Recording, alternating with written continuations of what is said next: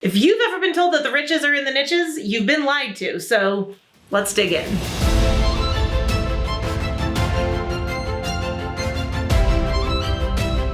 Okay, I get why a lot of marketers tell you that in order to be successful, you have to niche down. In fact, I had someone tell me that exact same, the riches are in the niches comment very early in my career. And being someone with ADHD, with very little filter from here to here, and also a former English tutor, my response was, "You just mispronounced niche." Probably not the smartest thing to say. Here's the thing. Marketers tell you to niche down because niches are memorable, and obviously that's important because if your prospective customer can't remember you, they're sure as heck not gonna buy from you. But having a niche is not the only way to be memorable. So if you're tired of being told that you need to figure out who your ideal client is and niche down, niche down, niche down, and only serve women with purple hair who live in Ohio, then this video is for you. So if you're not going to have a niche, how do you become memorable? Well, we have one really big key to being memorable as human beings, and that is to play on emotion. We can also play on the concept of being unique. See, if you're doing the exact same thing that everyone else in your industry is doing, like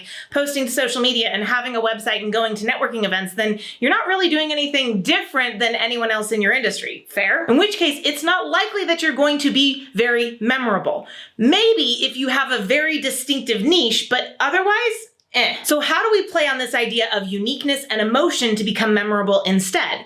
Well, there's a couple of keys here. First and foremost is having an emotionally evocative marketing message. That means whatever your marketing message is, whatever story you're trying to communicate to your prospective buyer, it needs to make them feel something. Now, your marketing message is gonna go way beyond your tagline. It's gonna go way beyond your business name. It goes beyond what you do for people as well. Your marketing message is the story that you are telling people. For example, my company, Grow Disrupt, puts on educational events for ADHD entrepreneurs. And while that's pretty cool, and everyone likes hearing me talk about the custom scents and custom music and custom coffees and all these things that we've had built for the ADHD brain, that's not the message that we try to communicate. Our marketing message is, you're brilliant, you're incredible, and sometimes you lose track of that with your day-to-day. So we create space for you to reconnect with what makes you amazing and the tools that you need to grow your business in a way that works for you. That's our message, and everything that we do reinforces that. That's why we recently launched Distracted the Comic.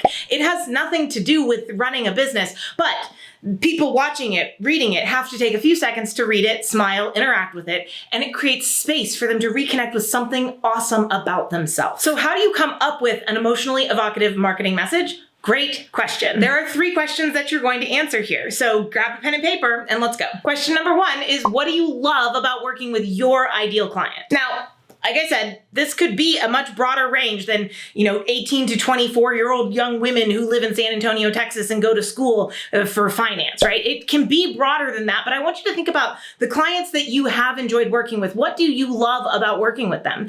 And I'm gonna give you a hint. The answer is not allowed to be, oh, they paid their bills on time. For example, when I asked, what is it that I love about working with the people who come to our events? What I realized is that what gets me excited, what I love about these individuals is that they're all passionate visionaries. They're all trying to change the world, whether the world is bigger than them, their entire industry, or it's just them and their company and the people that work for them to make those lives better. So once you've identified what it is that you love about your ideal client, now you're going to ask yourself, what do they hate about my industry? Now, to be clear, this is what do they hate about my industry, not about working with me. See, when I asked this question for Grow Disrupt, the answers that I got were pretty specific. Our clients hate going to events where they are constantly pitched, where they're crammed into a room like sardines, where the event starts early, runs late, and they're exhausted, where they get more pitches than content, and where they are exhausted by the end of the event and they go home and now they have a stack of papers on their desk that they're never able to do anything with. Now, those are not necessarily problems that we create at our events at Grow Disrupt, but that is what frustrates our audience about my industry. So do the same for you. So the last question is, what do you actually do?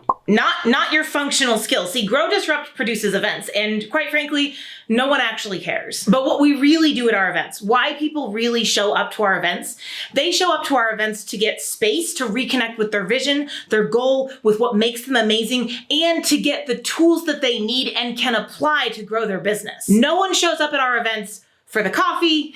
No one shows up at our events for the performers. No one shows up at our events for the violin. No one shows up at our events for the lights or the food.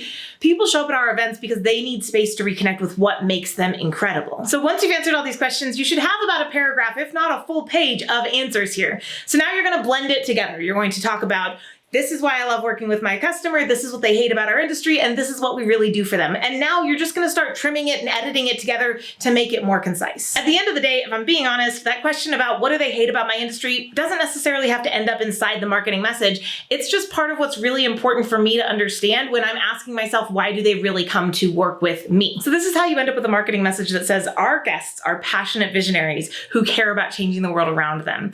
And sometimes they lose sight of who they are. They get frustrated with other events that take advantage of them. We create space for them to reconnect with what makes them amazing and to get the tools they need in a way that works for their brains to grow their business. One last note here. We talked about this at the very beginning, but I'm going to reiterate it because it is that important.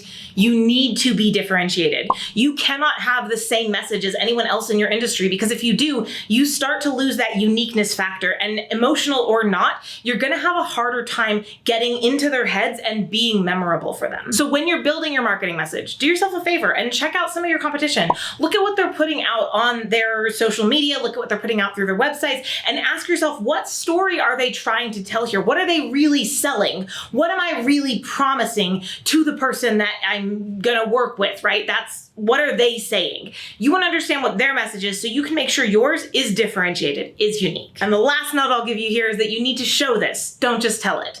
See, if I just tell people, hey, we create space for you to reconnect with what makes you amazing, that's great, but it doesn't actually go over all that well because it doesn't mean anything. We've reached a point in time where talk is cheap. No one really cares. So your job is to show them that. We do this by producing TV shows and pop ballads and comic strips.